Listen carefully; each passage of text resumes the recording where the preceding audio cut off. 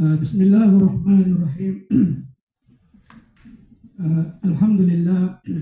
Alhamdulillah Rabbil Alamin. Wassalatu wassalamu ala ashrafil anbiya wal mursalin. Sayyidina Muhammad wa ala alihi wa sahbihi ajma'in wa ba'd. Assalamualaikum warahmatullahi wabarakatuh. Waalaikumsalam. Magandang araw po sa ating lahat, aming mga panauhin. Una-una ho, ako po ay lubos na papasalamat sa lahat ng bumuo, tumulong, sumuporta sa napakagandang walima na ito. Kasi sa Arabic po pwedeng banggitin walima. Sa aming mga Maranaw, pwedeng tawagin kaduri. Opo. At ako rin ay nagpapasalamat sa pag-imbita na makadalo. At hindi lang makadalo, kundi binigyan pa ng pagkakataon na makabahagi ng kaalaman sa pananampalatayang Islam. Espesyal po sa kaalaman na kung saan may kinalaman sa tinatawag na pag-aasawa. Sa katunayan po mga kapatid at mga kababayan po namin, ito po'y pagkakataon na kung saan ating pong sinasamantala kasi hindi naman palagi may kasal. Opo, minsan lang isang buwan, 2 buwan, hindi weekly may kasal, di ba? Ang ibig sabihin, hindi madalas sa mga kapatid natin na mga Muslim. At pati rin yung mga hindi Muslim ay hindi rin madalas na sila ay nakakaatin sa mga kasal ng mga Muslim. Di ba? Minsan lang nakakataon katulad po ngayon. Kaya nais po naming magbahagi sa inyo patungkol sa tinatawag na kaalaman Ingil sa Islam espesyal sa pag-aasawa. Okay. Ngayon, ang tanong, bakit po ba mag-aasawa tayo? Ayon sa Islam, ha? Opo. Ito, wala namang masama kung makinig tayo ng maayos para dagdag kaalaman po, di ba? Sa Islam, bakit tayo mag-aasawa? Opo. Malinaw na unang-una ito ay ipinag-utos ng tunay na Diyos. Ang Allah subhanahu wa ta'ala ang dakilang lumikha. Opo. Dahil ang sabi niya, "Fankihu ma tabalakum minal nisa, mathna wa thulatha wa ruba" ila akhir ayat. Ito yung talata na minsan mayroon ding kung saan hindi pagkakaunawaan, pinagtatalunan pa kahit ng mga Muslim. Opo. Ang sabi po ng Allah subhanahu wa ta'ala, mag-asawa kayo o pakasalan ninyo yung babaeng gusto nyo na kung saan magsimula. 2, hindi lang sinabi isa. 2 kagad, mathna. Mag-asawa, 2, 3, o 4. Pero ang sabi ng Allah, فَإِنْ خِفْتُمْ أَلَّا تَعْدِلُوا فَوَاحِدَةً. Pero kung matakot kayo o natatakot kayo, hindi ka maging makatarungan, ang pinakamainang fawahida. Balik kayo sa isa. Kaya makikita niyo, may mga Muslim na kaya kanila mag-asawa kahit ilan.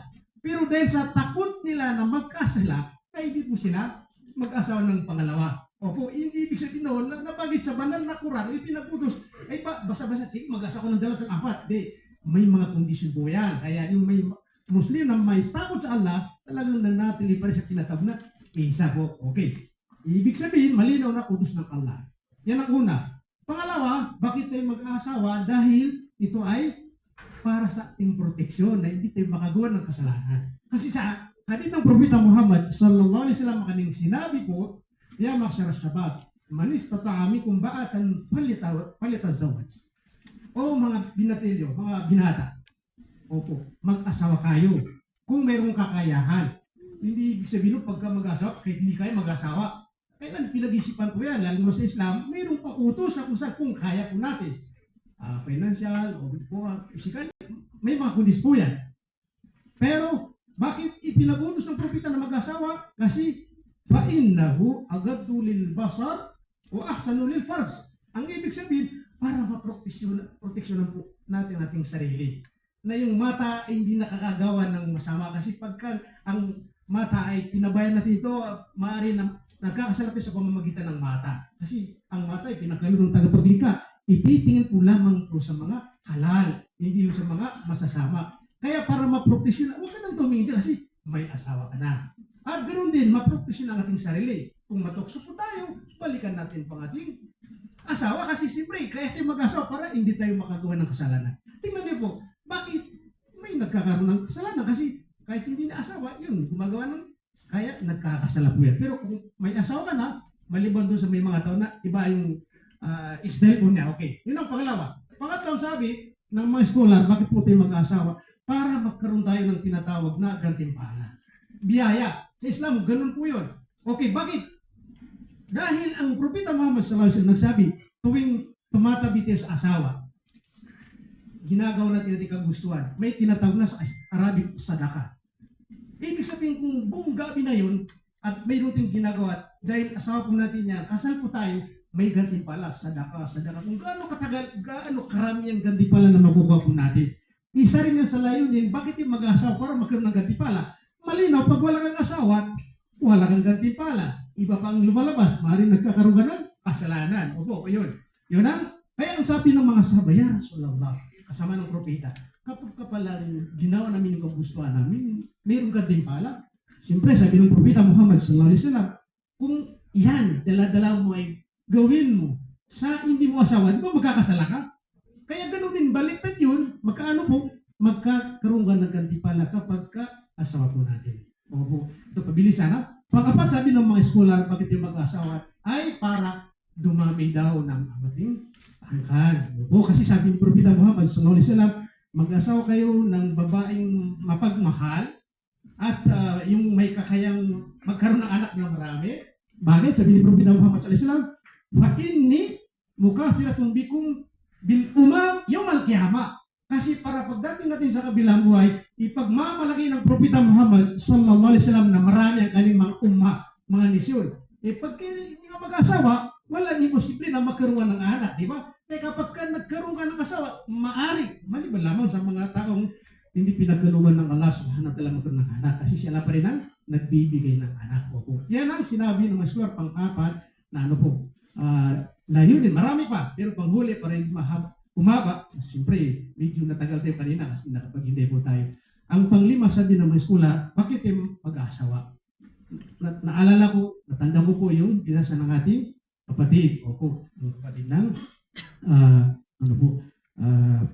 sister natin. Anong sinabi ng Allah, bakit yung mag-asawa? Litas kunu ilayha wa ja'ala bainakum mawaddataw wa rahmah. Ito yung tatlo na magkakasunod-sunod. Ito yung sinabi sa banal na Quran na kailangan mapas mag-asawa. Kapag itong tatlo ay hindi makamit ng mag-asawa, hindi po successful ang kanilang mag-asawa. Maari magkaroon sila ng problema, bandang huli, hiwalayan, resulta po. Anong sabi? Kaya kayong mag-asawa, sabi ng Allah subhanahu wa ta'ala, litas puno ilayha, para magkaroon kayo ng kapanatagan. Siyempre, normal pagka walang asawa, kung ano mga initiative, pag nagkaroon ng asawa, siyempre nandiyan na si Mrs. Magkakaroon din ng kapanatagan, lalo kapag nagkakasunod sila. Waja'ala bainakum mawaddata wa rahmah. At inilagay ng tagapaglikha sa inyong pagitan mismo. Anong tinutukoy?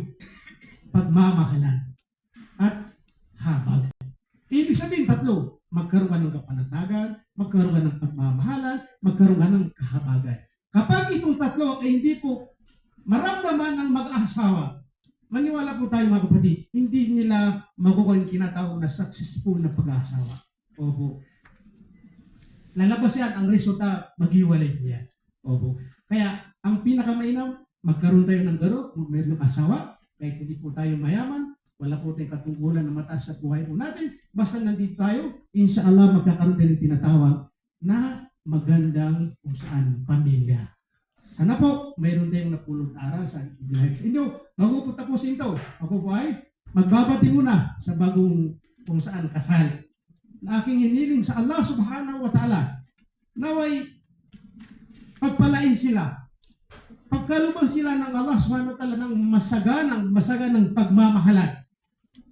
Pag-unawa, respeto sa isa't isa, ligaya, saya, at panatag, matibay na pagsasama. At higit sa lahat, pagkalubos sila ng Allah subhanahu wa ta'ala ng maraming anak. Yan ang lahin natin. Ng mga anak ng mga mabubuting salih, mga mabubuting anak. Wassalamualaikum warahmatullahi wabarakatuh. Once again, thank you, Shaikh, for those inspirational words. Truly, bilang Pilipino, di ba, lagi na